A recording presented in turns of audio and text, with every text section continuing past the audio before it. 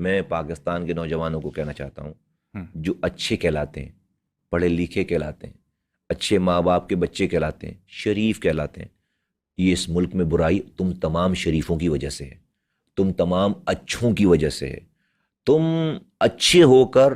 شریف ہو کر تم کہتے ہو نہیں نہیں نہیں نہیں، سیاست جو ہے وہ بہت برا کام ہے، برے لوگ ہیں، تو جی بھائی اس میں پھر برے لوگوں نے ہونا ہے نا، تو پھر ہوں، پانی دینا ہے تمہیں کسی سیاستدان نے،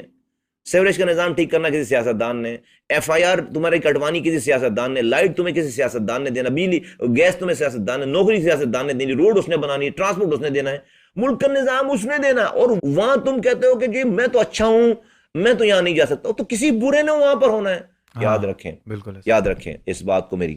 دیکھیں اگین پھر وہ بات آ جاتی ہے، وہ لائن نہیں کہ میں اپنی پھر آپ یہ نہ کہیں کہ آپ سیاست میں دین کو کیوں استعمال، میں اپنی جو اسپرٹ لیتا ہوں اپنے لیے، میں جو سمجھتا ہوں جس سے مجھے طاقت ملتی ہے، میں جب یہ دیکھتا ہوں کہ اللہ تعالیٰ قرآن میں بتا رہے ہیں کہ بنی اسرائیل کے زمانے میں فرعون کو نجومیوں نے بتایا کہ بنی اسرائیل میں، مفہوم عرض کر رہا ہوں، قرآن ہے یہ، جی بنی اسرائیل میں بچہ پیدا ہوگا جو تیری سلطنت ختم کرے گا، نجومیوں نے فرعون کو یہ بتایا، تو جی فرعون نے حکم دیا کہ بھائی جو بنی اسرائیل میں جو لڑکا پیدا ہو اس کو ذبح کر دو، مار دو، اور جو لڑکیوں کو زندہ چھوڑ دو صرف۔ جو بچہ پیدا ہوتا تھا بنی اسرائیل میں، لڑکیاں ہوتی تھی، بچیاں پیدا ہوتی تھی تو چھوڑ دیتے تھے، لڑکے پیدا ہوتے تھے تو چھین کر ماں کے گوشت چھین کر اس کو ذبح کر دیتے تھے۔ میں یہ سوچتا ہوں کہ جب فرعون کے لوگ بنی اسرائیل کے پہلے بچے کو ذبح کر رہے تھے تو اللہ نے فرعون کو مارا کیوں نہیں مارا؟ دوسرے بچے کو ذبح کرنے، ماں کی اللہ تو 70 ماؤں سے زیادہ پیار کرنے والا ہے، ہوں تو دیکھ رہا ہے کہ ماؤں کے گودوں سے بچوں کو چھین کر اس کو ذبح کر رہے ہیں، اللہ مار نہیں رہا۔ میں نے علم والے لوگوں سے پوچھا کہ بھئی کتنے بندے مارے فرعون نے، کتنے بچے ذبح کیے، تو بتاتے ہیں ہزاروں کی تعداد میں ذبح کیے، ہزاروں کی توبہ تعداد، ہزاروں کی تعداد میں فرعون نے بچے ماں کی گوشت سے چھین کر ذبح کر دیے۔ اللہ نے فرعون نہیں مارا، کیوں؟ کیونکہ پورا بنی اسرائیل اپنے سامنے اپنے بچوں کو ذبح ہوتا دیکھ رہا تھا اور اس ظلم کے خلاف کھڑا نہیں ہو رہا تھا، اللہ نے مدد نہیں بھیجی۔ اللہ کی مدد آنے کی کچھ پری کنڈیشنز ہیں، جی جب تک بندہ کوشش نہیں کرے گا، ظلم کے خلاف کھڑا نہیں ہوگا، اللہ اپنی مدد بھیجتا نہیں، کسی کو نہیں بھیجتا۔ امتحان تو انسان کا ہی ہے۔ پھر اللہ نے مدد نہیں بھیجی، فرعون نہیں مرا ہزار۔ پھر اللہ تعالیٰ نے موسیٰ علیہ السلام پیدا کیا، بڑا کیا، جوان کیا، ان کو نبوت دے دی۔ اب ان کے کہنے پہ ہارون علیہ السلام کو نبوت، 2 پیغمبر بنا دیے، دونوں بھائی پیغمبر۔ اب موسیٰ علیہ السلام سے اللہ تعالیٰ یہ نہیں کہہ رہے کہ موسیٰ علیہ السلام اب آپ نبی بن گئے، اب آپ نماز اٹھائیے اور جا کر کوہ طور پر بیٹھ جائیے، اللہ اللہ کیجئے، آپ کی نماز ختم ہوگی، سلام پھیریں گے تو فرعون مرا ہوا ملے گا، کہ اللہ نے بولا موسیٰ علیہ السلام سے؟ نہیں نہیں نہیں، اللہ نے بولا موسیٰ علیہ السلام کو بھائی جاؤ، جا کر آواز لگاؤ، فرعون کے پاس جاؤ، تم اور تمہارے بھائی جاؤ، جا کر آواز لگاؤ فرعون کے پاس۔ دونوں نبیوں کو کہہ رہے۔ میں پوچھتا ہوں بھائی رب کو کیا ضرورت تھی موسیٰ علیہ السلام کو فرعون کے؟ میرے رب کو فرعون مارنے کے لیے کسی موسیٰ کی ضرورت نہیں ہے۔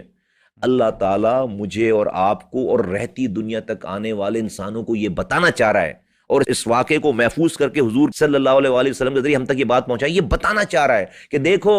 میں نے موسیٰ جیسے پیغمبر کی مدد بھی بغیر کوشش کروائے نہیں کی ہے، پہلے کوشش کروائی اس سے جا کر۔ وہ فرعون